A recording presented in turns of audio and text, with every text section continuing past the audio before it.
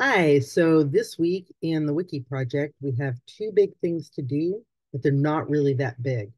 They're definitely not as big as a penguin jumping off an iceberg into the Arctic Ocean, the Southern Ocean, whatever it is, it's not that big. It's not as big as that. So I think we're going to break this into two parts. It'll hopefully be easy for you to understand if I demonstrate. I've been working on my own person on the Wiki project on Dr. Thomas Searles, and he's super interesting. I think all the people are super interesting. And so, what I'm going to recommend, because we have a set of starter links already on our slides, on our guide slides, what I'm going to recommend is that everybody in the group take a couple of those, two or three. It depends on how many links there are. Make sure you can split them up and just start working on this. Just start putting this together, moving those links that are already validated, already considered reliable to the bibliography for your person. And if you do that, then everybody gets practice getting the links there. And then in addition, everybody will be responsible for finding one unique, reliable, reputable, useful source that adds to the body of knowledge for this person, doesn't just duplicate what all the other ones are saying. There clearly will be some overlap, but this is a case of first come, first serve. So, don't wait for your team to jump into the slide and grab the links. Go ahead and just get started and do it and move it there. I'm going to show you how that works. So let me do a screen share and I'll start at the slides. So all of our slides have some links that we can start with, okay? I actually added some more links from my guide down here that I started to find.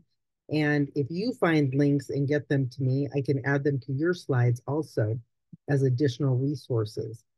So I'm going to take this one link right here that I haven't added already. That's the one we're going to work with. But first, we have to get to that part. So first, we have to get to where the bibliography is. So when you come into the WikiEdu dashboard to our class page, you're going to notice something if you haven't noticed this already.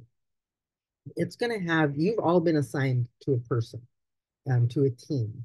And I found out that I could just simply add you to that here. So I went ahead and did that. I added everybody to the site for their person. And so in this case, this is my guy, Thomas Searles. And you're going to notice that there's a bibliography and a sandbox draft link. Hold that thought for just a minute. By the way, if you don't see this section, you should contact me right away because that means I goofed. But I'm pretty sure everybody's been assigned. Anyhow, did you notice this little drop down arrow that I just opened up? They have this set up so that we can literally walk through this step by step. Here's the 4 steps we need between where we are now, completing the bibliography, and moving our work to the actual Wikipedia space to hopefully have it get published and have it stay published. That's what we would like. But we're going to take this one step at a time. So the first step is let's find some really good sources so that we can draw the information out of that. And fortunately, like I said, on your slides, we already have that. So you can step through this process. It'll tell you when we're done with this, you'll click ready for review.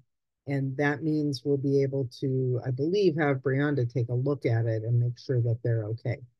So I'm going to open up my bibliography page. And what you'll notice about this page is there's an awful lot already on it. All right. And so what this is this is giving you the framework and the resources right here in front of you to figure out, is this a good source? Because we need it to be reliable. We need it to be reputable. It needs to be verifiable. It needs to be independent of the subject. All of these things are talked about in the wiki or editing Wikipedia PDF that hopefully you've been reading through. It's linked to every week. It's linked to in our class Moodle in the WikiEdu section. We put it out there a bunch of times. So it's not a very long document, but it's a super helpful document. So if you're not quite sure what we're doing or why we're doing it, and you haven't read that, go read it. Anyhow, On this bibliography section, it's giving you the information right here. So you need to be able to check and say, yes, it's reliable publication. Yes, it's verifiable. Yes, it's independent of the subject. And you need to be able to say yes to all these things. And we're creating a new article. So we already know our topics meet the notability guidelines because it was on the list they gave us saying these are notable people. So we're good for that. But we still need to be able to identify 2 to 3 additional sources on top of the ones they gave us so that we can establish notability, so that we can pull out independent, verifiable information. But once we have all that, and like I said, just start with the ones that are on the slide. That's as good a place to start as any. And there's usually 4 to 6 links on each slide. So there's enough for each person in your group to do this. So our first step is to add them to this bibliography section. Now, bibliography is not the same as the reference list. We'll get to that in a minute. In the bibliography section, this is almost like note-taking. What you're going to do is you're going to include, and I've done this for a bunch of the sources already, you're going to include the name of the publication, the name of the article, the date of the article, and then just a really short, like, what is this? You know, what's the publication? What you're trying to do is establish here the reliability. This is kind of the notes section of this. So as we go down here, you know, I've got a bunch of notes. So some of these were off of the actual links that they gave us. And some of these I went to find. And let me give you a tip in finding information. So I was trying to find some information about the personal life. You know, there are all these biographies, there's always a personal section. And it says like who they were married to and how many kids they have and, you know, just details about that. And sometimes that's really hard to find. So I had 2 bits of information. I had this guy's name, and I had found through other sources that he was from Albany, New York, or Albany, Georgia. I'm sorry. So I did a search, Albany, Georgia, Dr. Thomas Searles. And what I came up with was this link from the Atlanta Journal-Constitution. And it was an obituary from a couple of years ago. And it turned out it was his father. So we're taking a little sidetrack here. What I'm going to do is open the link. So what I did is I found his obituary. I saw his name here. I saw that he was married to April. Now, she wasn't April Searles when she got married, clearly. And so I did a search and I came up with, whoops, let me go back to my bibliography page. What I came up with was this article, Farley Searles, the Quad City Times. Now that was under a paywall. That was a little tricky. So if you look on Discord, on the Wikipedia section, I actually asked Brianda, well, what do you do about those? So let's see if it comes up. I'm going to click the link, see if it comes up. And I'm going to be ready to do, her suggestion was do a quick Control P before the paywall pops up. Let's see if it comes up. Bingo. Control P. I don't know if it's going to show you my print screen or not. But what I'm doing is I'm printing it, or I'm printing it to a PDF. That way I have all the information.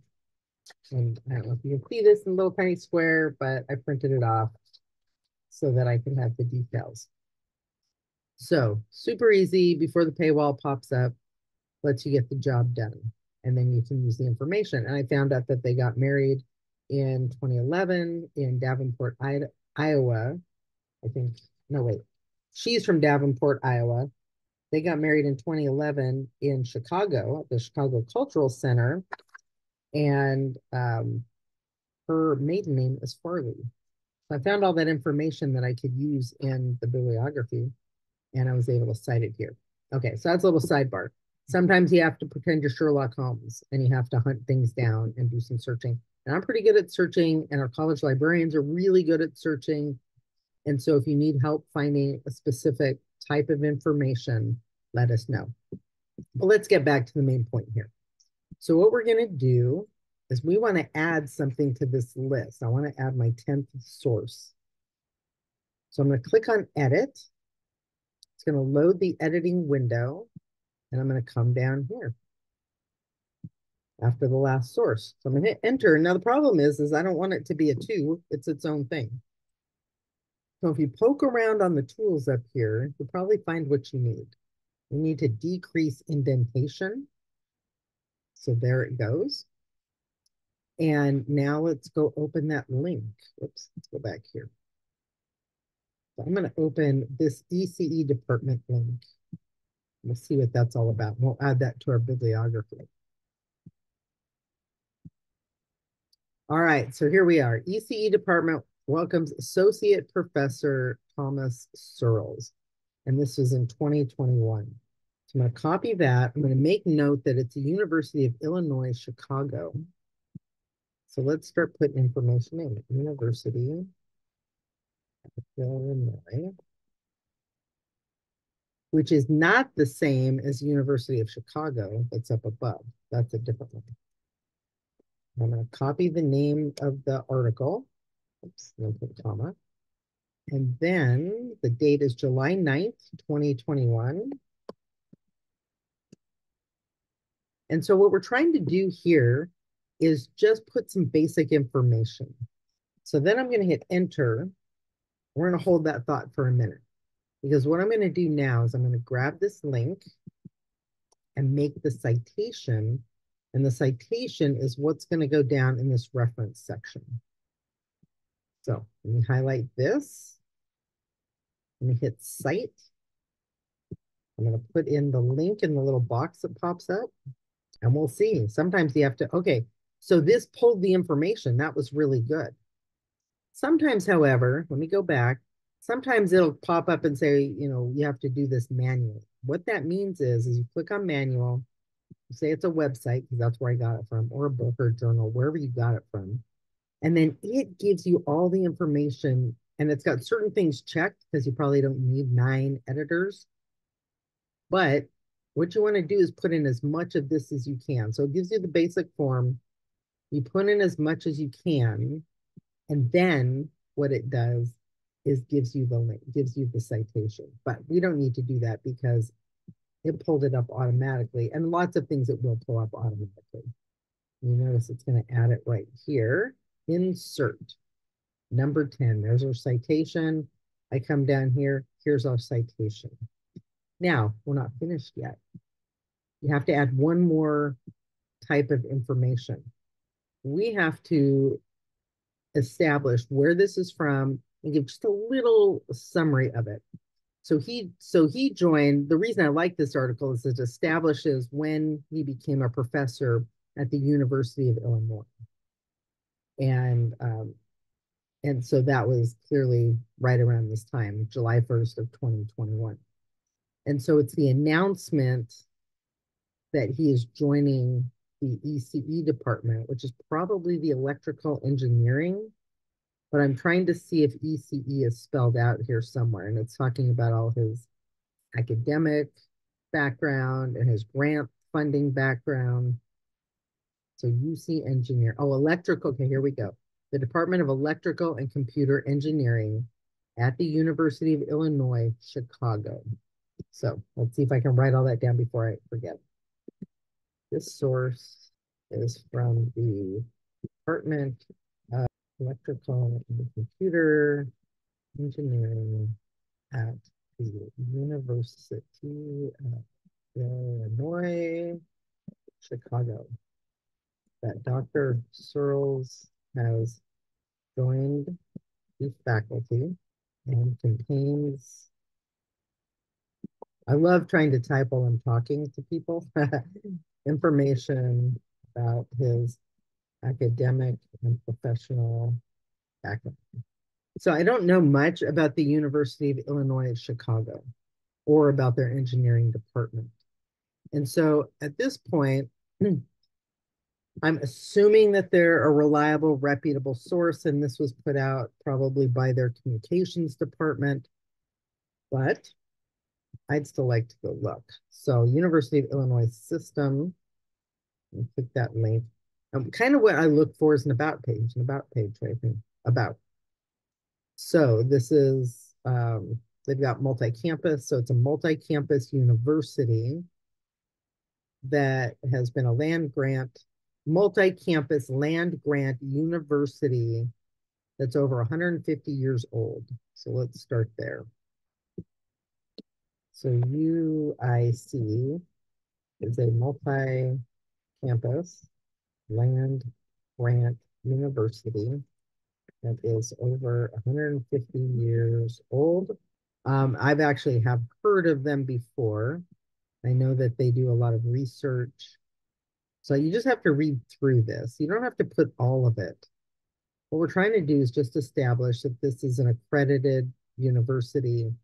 I got in the information, I converted it to a reference citation. One last step to make it stick. Click the publish link. Now what you have to do is add a little bit of detail, not a lot. Added a citation to the bibliography, ECE, UIC, Electrical and Computer Engineering at the University of Illinois at Chicago. Now, if it was a minor edit, if I'm just fixing a typo, changing spelling, just like minor stuff, just click minor edit. But this is not, I added the whole thing. Save changes, and boom, it's published. So here we go. There it is down there, number 10, and number 10 right here. So it's a little bit of a process, but I've done it 10 times now, and it probably took me less than an hour to get all 10 of those in there. A few of those I'm going to go back on. So the important thing is to get the information in, but on a couple of these, like the University of Chicago one, I want to actually go back and look for a little more information about the source itself, because I hadn't heard of that university, just to make sure I've got the bare bones details there to establish this is reputable, reliable, unbiased, the whole thing. Anyhow, I think this would be good exercise. Keep in mind, take 2 or 3 off of your slide, get them in here. If we get them goofed up, you'll get some feedback and we'll just fix it. It's not a big deal. It doesn't have to be perfect, but you do have to do your best and try to find the information and read the source so you know what it's bringing to the bibliography. That's all there is to that. Stay tuned for part 2. That's going to show you what to do with that information.